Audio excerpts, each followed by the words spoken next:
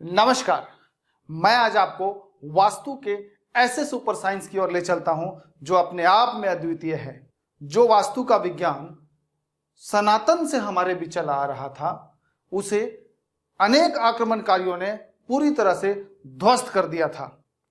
परंतु मैं आपको उन शास्त्रों के गहन अध्ययन के बाद फिर से वही वैदिक वास्तु का विज्ञान मैं आपके सामने दोबारा लेके आया हूं और हम लोग इस वास्तु शास्त्र में उसी विज्ञान के बारे में सीखेंगे जो आज के समय में लोग 8 दिशा पे वास्तु करते हैं। हम लोग 16 दिशा के वास्तु के बारे में समझेंगे। जो हमारे वेदों में 16 दिशा के बारे में जिक्र किया गया था, हमारे शास्त्रों में 16 दिशा के बारे में जिक्र किया गया कई जगह पे, बट आज के लोग वास्तु को नहीं समझते, उसको बहुत ही हल्के में लेते हैं, बहुत ही आसान तरीके से समझते हैं कि बहुत ही आसान है और एंगल ना निकाल के सिर्फ कोने को ही ईशान कोण, नैऋत्य कोण, वायव्य कोण और अग्नि कोण समझते हैं और 16 दिशा को ना निकाल के सिर्फ 8 दिशा का वास्तु करते हैं। वो ऐसी भूल करते हैं, बट मैं क्या कहूँ, ये उनकी नादानी है, क्योंकि मुगलों के आक्रमण से हमारा जो शास्त्र था वो लगभग खत्म हो गया था। लोगों को जो नॉलेज था वो कम होता चला गया और वो फिर उस गहराई तक नहीं पहुंच पाए, क्योंकि उनके पास ना वो मटेरियल अवेलेबल था और ना ही वो इतना सीखना चाहते थे, ना ही वो इतना डीप में जाके स्टडी करना चाहते थे। जो हमने वास्तु का कोर्स लाया है कंप्लीटली ऑनलाइन कोर्स है, जिसमें प्री रिकॉर्डेड वीडियो, जैसे मैं अभी आपको बता रहा हूं कोर्सेज के बारे में, इसी तरीके से इसी बोर्ड पे पूरा का पूरा वास्तुशास्त्र रिकॉर्ड करके आपको दिया जाएगा और आप उसको चैप्टर बाय चैप्टर देखते रहेंगे और एवरी वीक आपको लाइव क्लासेस दिया जाएगा। क्योंकि जो आप चैप्टर स्टडी करेंगे उसमें अगर आपको कोई डाउट होता है तो उस लाइव क्लास में आपको उसके बारे में दोबारा समझाया जाएगा। एक बार भी ऐसा नहीं होगा कि कोई चीज आपसे छूट जाए। इस कोर्स को हमने 3 महीने के लिए रखा है। लगभग 70 घंटे का कोर्स होगा, जिसमें आपको 4 चैप्टर एवरी वीक, यानी हर सप्ताह में मैं आपको 4 चैप्टर दूंगा। जब आप उस 4 चैप्टर को पढ़ लेंगे तो 2 घंटे का एवरी वीक लाइव सेशन रखेंगे और उस लाइव सेशन के बाद आपको एवरी वीक पीडीएफ नोट्स दिया जाएगा। आप उस नोट्स को भी देखते हैं, आप हमारे प्री रिकॉर्डेड वीडियोस को भी देखते हैं और साथ ही साथ लाइव क्लास को भी अटेंड करते हैं।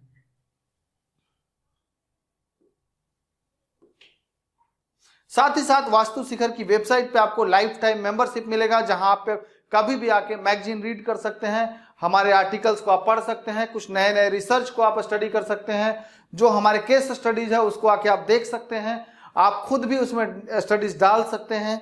साथ ही साथ वास्तु के टूल किट्स दिए जाएंगे, केस स्टडी मटेरियल, यानी हम लोग जो वास्तु करने जाते हैं या जो भी स्टूडेंट लोग जहां जहां अपना एक्सपीरियंस लेंगे वास्तु करते समय, वो सारा शेयर करेंगे, वो सारा का सारा वेबसाइट में मेंशन किया जाएगा।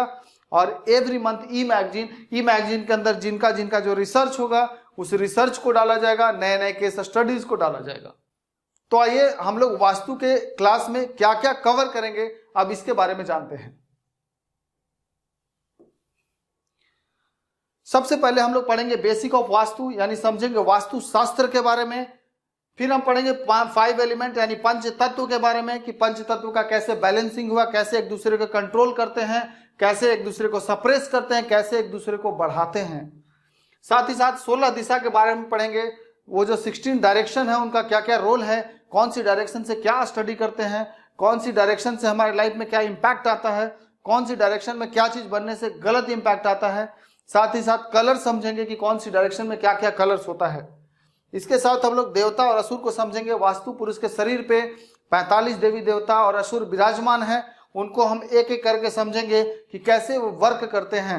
साथ ही साथ हम लोग बार चार्ट स्टडी करेंगे। कई बार बार चार्ट का मतलब क्या होता है, 16 दिशा की जो अलग अलग लेंथ होते हैं, कई बार रेक्टेंगुलर होता है, कई डायरेक्शन कटा होता है, तो उन सब का एक बार चार्ट बनाएंगे कि कौन सी डायरेक्शन का लेंथ कितना है, अगर कम है तो कैसे बढ़ाना है, अगर बढ़ा हुआ तो कैसे फिर उसको कम करना है। फिर हम लोग पढ़ेंगे 32 दरवाजे के बारे में। जिस तरीके से 16 दिशाएं होती हैं उसी तरीके से एक घर के अंदर 32 दरवाजा होता है और उन 32 दरवाजे को अलग अलग तरीके से हम लोग स्टडी करेंगे।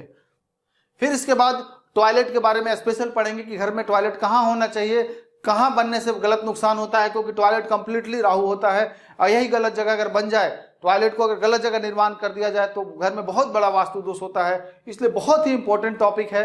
तो टॉयलेट का सही स्थान क्या होगा और गलत जगह बन गया तो क्या वास्तु दोष होते हैं उससे। साथ में पढ़ेंगे रूम, कौन सा बेडरूम अच्छा होता है, कौन सा बेडरूम किसके लिए अच्छा होगा, कितने डेट ऑफ बर्थ वालों के लिए कौन सा रूम सुटेबल होगा, किसके लिए नहीं होगा, रूम के बारे में सारा स्टडी करेंगे। फिर किचन के, जैसे हमने टॉयलेट के 16 डायरेक्शन में स्टडी किया कहाँ पे अच्छा और कहाँ बुरा होता है, उसी तरीके से किचन के बारे में भी स्टडी करेंगे कि कहाँ किचन बनाना चाहिए, कहाँ नहीं बनाना चाहिए, कहाँ बनाने से क्या दुष्प्रभाव होते हैं और कहाँ बनाने से क्या बेनिफिट मिलता है। फिर इसके बाद पढ़ेंगे स्टोर रूम के बारे में, स्टोर रूम का सही लोकेशन कहाँ है। फिर स्टेयर्स के बारे में पढ़ेंगे, स्टेयर्स कैसे बनाना चाहिए, किस डायरेक्शन में बनाना चाहिए और क्लॉकवाइज या एंटी क्लॉकवाइज कहाँ होना चाहिए, ये सारा चीज स्टडी करेंगे। उसके बाद मंदिर के लिए है, मंदिर का सही स्थान कहाँ है, मंदिर कहाँ बनाना चाहिए, कहाँ नहीं बनाना चाहिए, कहाँ बनाने से आपको पूजा में मन लगेगा, कहाँ बनाने से पॉजिटिविटी आएगी और कहाँ बनाने से मंदिर का जो पॉजिटिव रिजल्ट होता है वो आना बंद हो जाता है। फिर इसके बाद स्टडी करेंगे टॉपिक वाइज। अभी जो हमने पढ़ा वो वास्तु के हर एस्पेक्ट को देखा, टॉयलेट, किचन, बाथरूम कहाँ कहाँ बनेगा। फिर हम लोग अलग से एक टॉपिक वाइज स्टडी करेंगे कि वास्तु का हेल्थ पे क्या इम्पैक्ट है। फिर हेल्थ में पूरा वास्तु वापस स्टडी करेंगे कि कहाँ क्या गलत होने से किस तरह की बीमारी होती है। उसी तरीके से रिलेशनशिप है, रिलेशनशिप से रिलेटेड क्वेश्चन अगर आता है तो आप बिना वास्तु देखे, बिना घर देखे आप तुरंत बता देंगे कि घर में कहाँ वास्तु दोष है, कितने डिग्री पे क्या बना है। हेल्थ के लिए भी आप पहले से आपको पता होगा इस तरह की प्रॉब्लम आई है तो इसका कारण घर में ये वास्तु दोष है, आप तुरंत उसको रिवर्स थ्योरी के थ्रू आप आसानी से पता लगा लेंगे।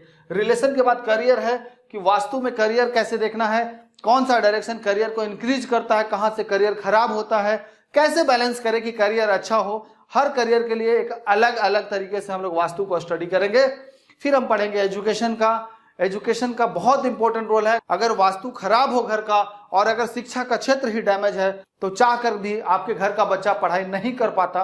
तो हम एजुकेशन को प्रॉपर स्टडी करेंगे, कहाँ अच्छा होता है, कहाँ गलत होता है, कहाँ टेबल रखना चाहिए बच्चे का, कहाँ बुक्स रखने चाहिए, कहाँ बैठ कर स्टडी करना चाहिए। इसके बाद मैरिज है, मैरिज के बारे में स्टडी करेंगे कि मैरिज लाइफ को इंप्रूव करने के लिए, मैरिज लाइफ को और मधुर बनाने के लिए क्या वास्तु उपाय हो सकते हैं। फिर ऐसा कौन सा वास्तु दोष है जो मैरिज लाइफ को खराब करता है, बिना वजह के, बिना किसी कारण के पति पत्नी के बीच में झगड़े शुरू हो जाते हैं, उसका कारण समझेंगे।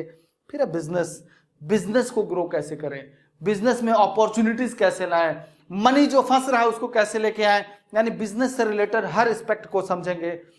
फिर हम देखेंगे अलग अलग तरीके से कि वास्तु स्कूल के लिए कैसा होता है। जो घर का वास्तु होता है वैसा वास्तु स्कूल का नहीं होता, स्कूल का वास्तु का सिस्टम बदल जाता है।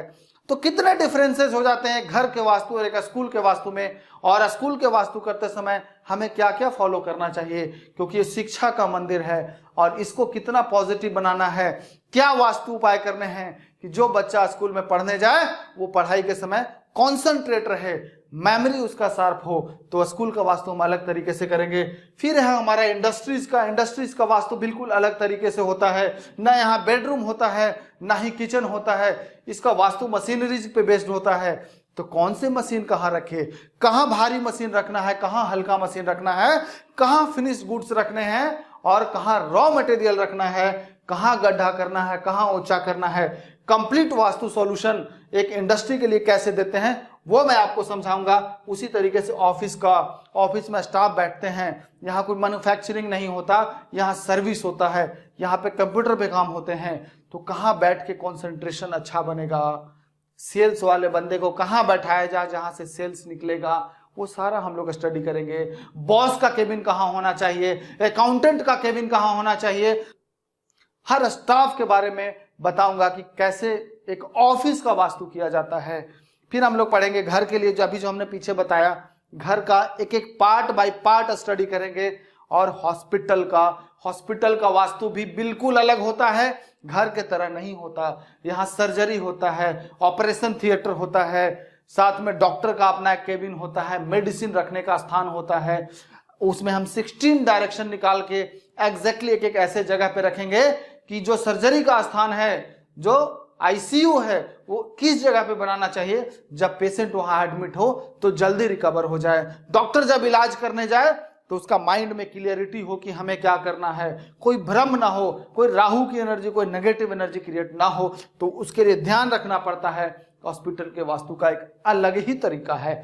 फिर हम पढ़ेंगे दुकान का, माल कहाँ रखना है जल्दी बिके, ग्राहक आया है, बात किया आपसे, पता चलता है बात आपसे करता है, सामान पड़ोस के दुकान से लेता है। ये नहीं होना चाहिए।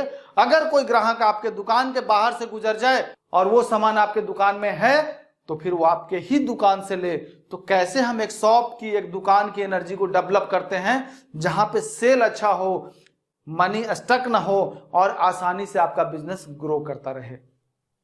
इसके बाद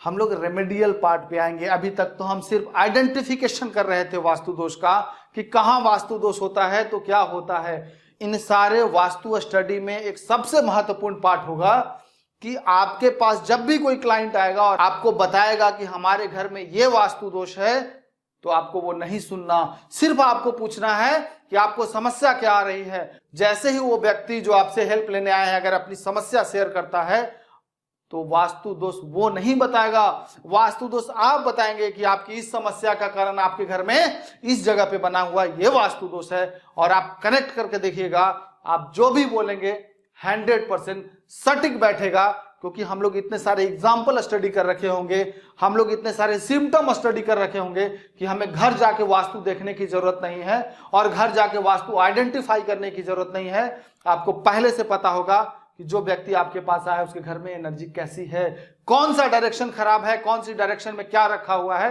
कंप्लीटली बिना घर देखे आप बता सकते हैं। और जब आपको इतना नॉलेज होगा तो ऑब्वियसली जब आप घर में जाएंगे तो जो नक्शा होगा, जो उसमें जब 16 डायरेक्शन आप निकालेंगे तो आपको तुरंत पता चल जाएगा कि आपने जो सोचा था वो चीज इसमें मैच करता है कि नहीं करता। अगर नहीं करता तो आपको वापस दोबारा एक बार नक्शा बनाना चाहिए कि कहीं ना कहीं मिस्टेक हुआ है। आपका जो कैलकुलेशन और जो सिम्टम अगर दोनों मैच करेगा तो घर में वो वास्तु दोष मिलना ही मिलना है, उस डायरेक्शन में वास्तु दोष होगा ही होगा। फिर हम लोग पढ़ते हैं रेमेडियल पार्ट। ये तो बीमारी बताना था, रेमेडीज कैसे करें। तो सबसे पहले घर के 16 डायरेक्शंस को निकालेंगे, 32 दरवाजे को निकालेंगे और डोर की एनालिसिस करेंगे, डोर सही है या गलत है सबसे पहला। फिर रूम की लोकेशन देखेंगे, टॉयलेट की लोकेशन देखेंगे, मेन जो जड़ होगा वास्तु का उसको आइडेंटिफाई करेंगे और उसको फिर बैलेंस करेंगे। फिर पंच तत्व की बैलेंसिंग करेंगे, कलर कहीं गलत तो नहीं कर दिया, कोई गलत सामान कहीं तो नहीं रखा हुआ, फिर उसको ठीक करेंगे।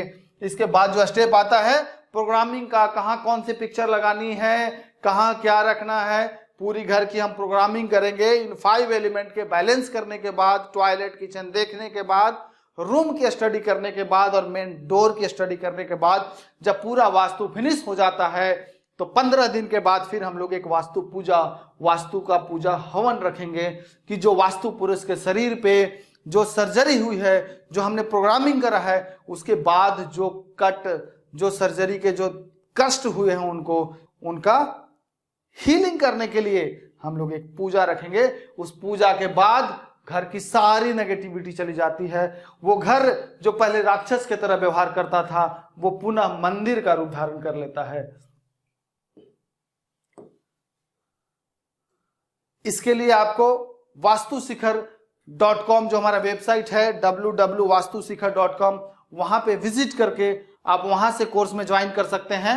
आप वास्तुशिखर एप्लीकेशन मोबाइल में, एंड्रॉयड में आप एप्लीकेशन डाउनलोड करके आप वहां से कोर्स ज्वाइन कर सकते हैं। आप वहां से हमें लाइव देख सकते हैं, आप वहां से सारा स्टडी कर सकते हैं। फिर भी आपको कोई दिक्कत आता है समझने में तो आप कॉल करें, आपकी पूरी की पूरी सहायता की जाएगी। धन्यवाद।